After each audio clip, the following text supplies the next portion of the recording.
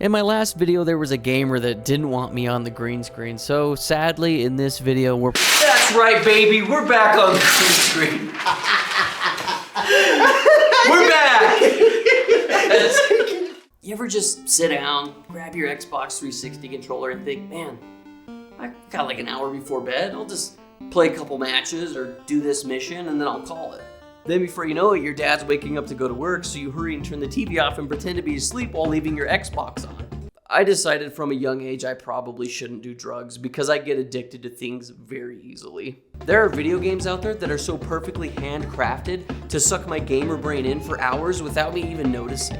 I say that I'm only gonna play for a bit and then I blink my eyes and 8 hours has gone by. There aren't very many things I can say in my life that I can do for 8 hours straight, but playing video games is one of those. When a game sucks you in and that's all you can think about, you're at work thinking about that video game, you start having dreams about it, that's how you know you found a good one. And that's what I want to talk about in today's video. These are games that accidentally stole my life away.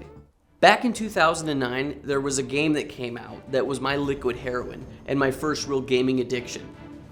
And it was called Call of Duty Modern Warfare 2. Halo 3 was my introduction to Xbox Live, but Modern Warfare 2 hooked me on online multiplayer games. I remember the summer after 7th grade, all I did was grind Modern Warfare 2. There were days where my dad would get up to go to work and I would be gaming. And then he would get home from work and I would still be gaming. Leveling up, prestiging, along with unlocking gun skins, calling tags, emblems, plus it was the first game that me and all my buddies were able to play Xbox Live together with our $2 headsets. Talking other players, playing with and against players that are really freaking good, being a little bitch and rage quitting when someone gets a tactical nuke, calling other people little bitches for leaving when you get a tactical nuke, crafting the perfect class, being the hero when you win a 1v5 in search and destroy, noob tubes, quick scopes, hunting boosters, being boosters, watching X-Play tips, camping, broken perks, setting up multiple Xboxes in your buddy's house, buying a Wi-Fi adapter so you can play at said buddy's house, buying all sorts of headsets, beating the campaign, fighting juggernauts with my friends. I had a friend who had a scratched Modern Warfare 2 disc, and I had another friend that had a GameFly subscription. There was a little switcherooski and ooh, whoa, his Modern Warfare 2 magically works again. Not only was I really addicted to this game, but it felt like at the time my whole school was. Nerds were playing this game, jocks were playing this game, gamers and non-gamers alike were playing Modern Warfare 2. Even the marketing for this game I thought was really fun. I remember seeing this commercial. I was at my cousin's house for a family party, and I thought, wow, if that ain't true, I don't know what is. Everyone is doing it.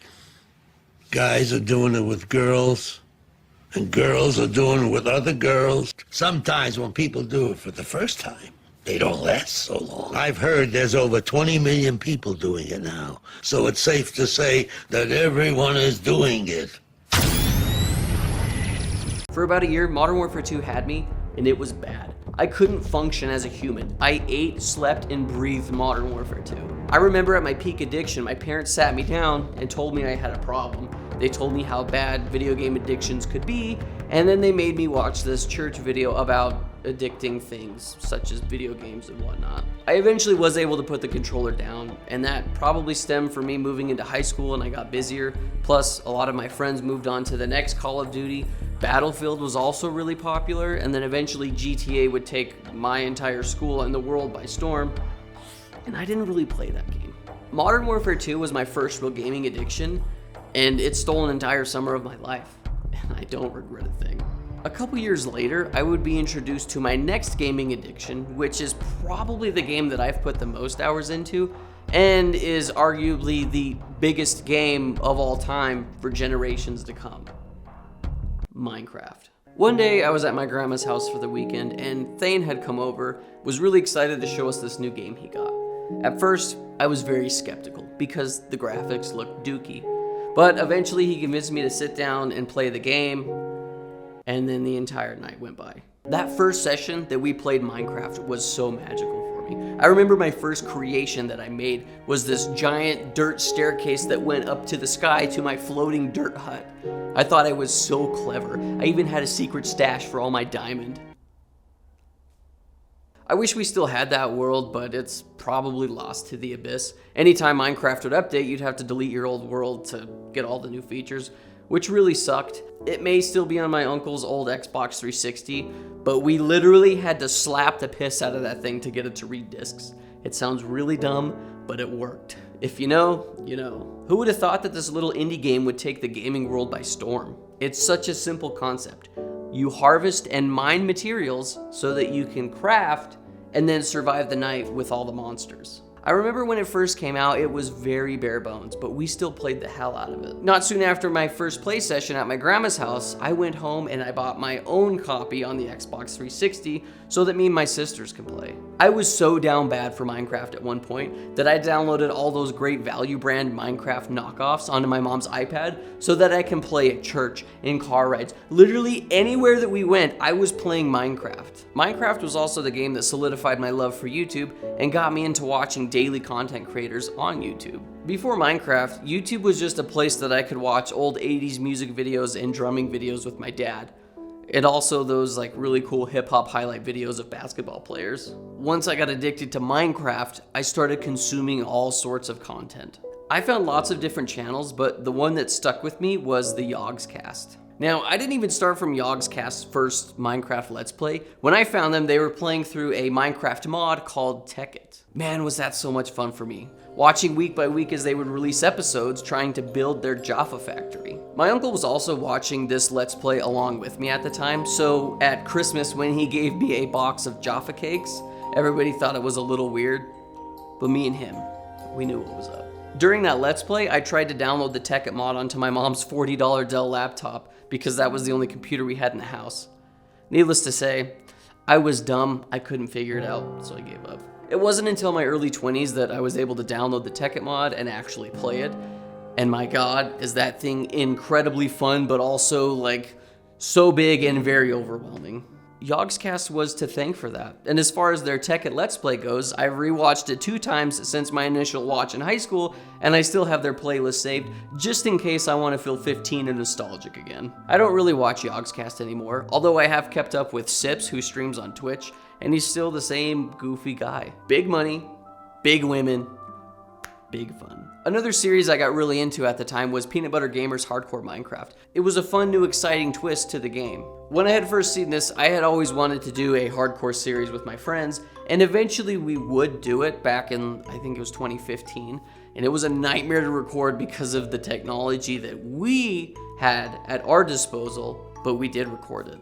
Eventually, many years later, we would do it again, but we would have the proper equipment and we would do what the freak we were doing, and it was actually a lot of fun.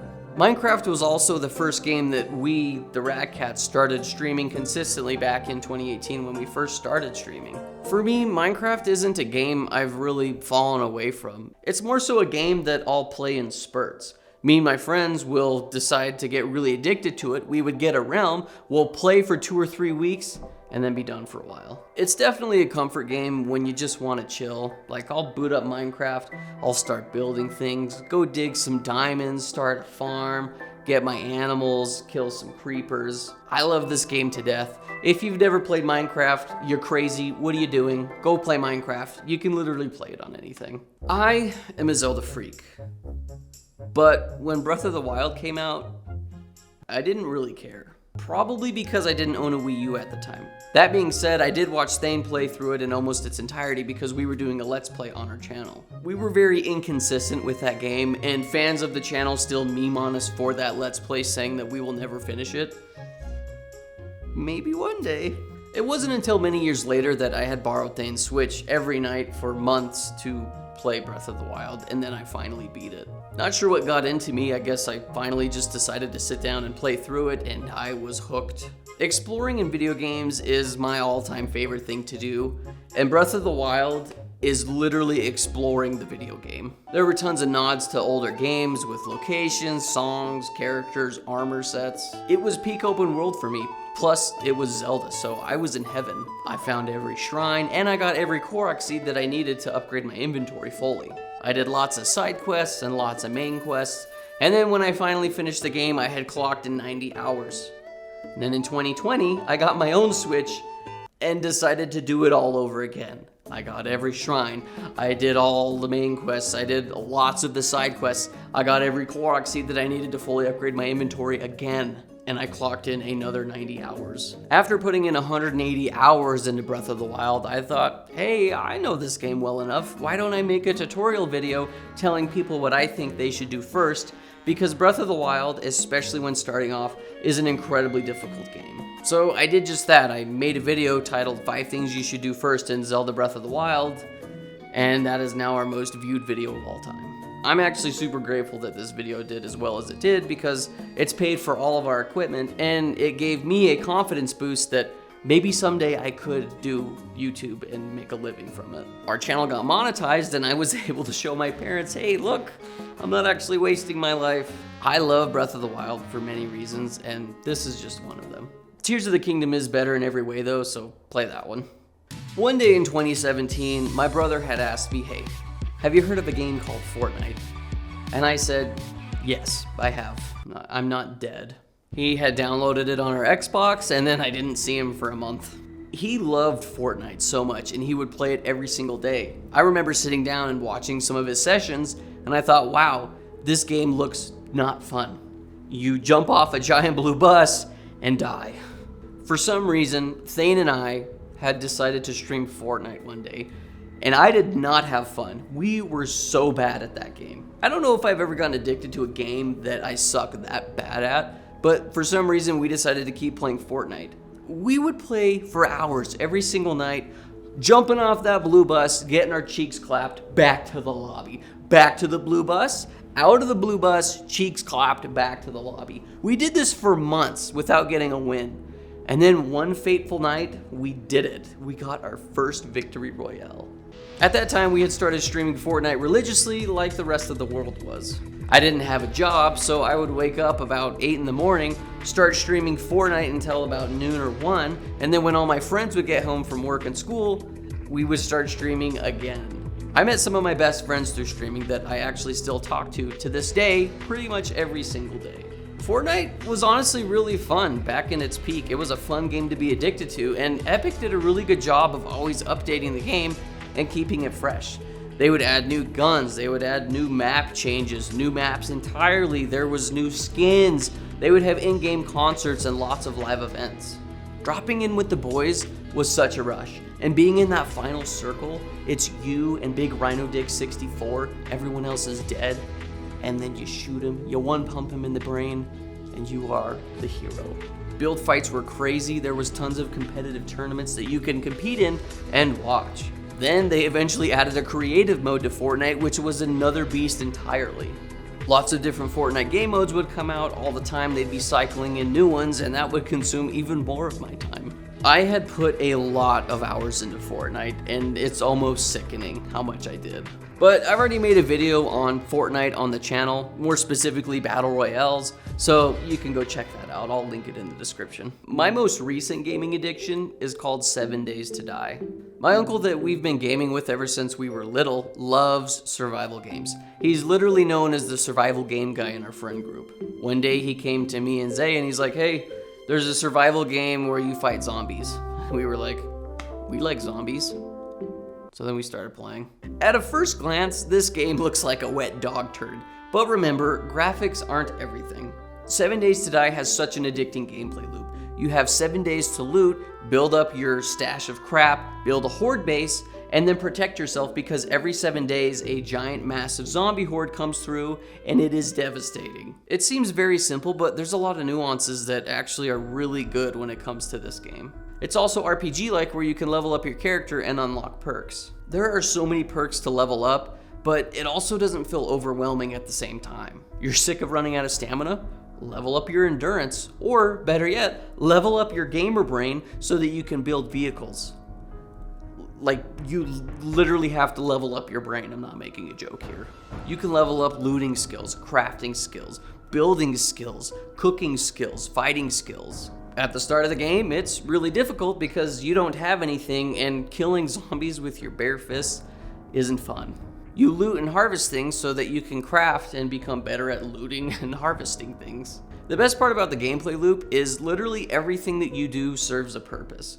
You find old t-shirts and you can put them on, or you can scrap them and use them in tons of recipes. You also have to manage your character's ailments as well. If you jump off a building, you might break your leg, so then you gotta put a splint on there. Once bitten, you can get infected, you can get abrasions, or you can literally get beat until your vision's blurry. All of these ailments can be healed by things that you either loot or craft. The best part is, if you don't want to learn to craft something, you can usually find it looting or by doing quests for merchants.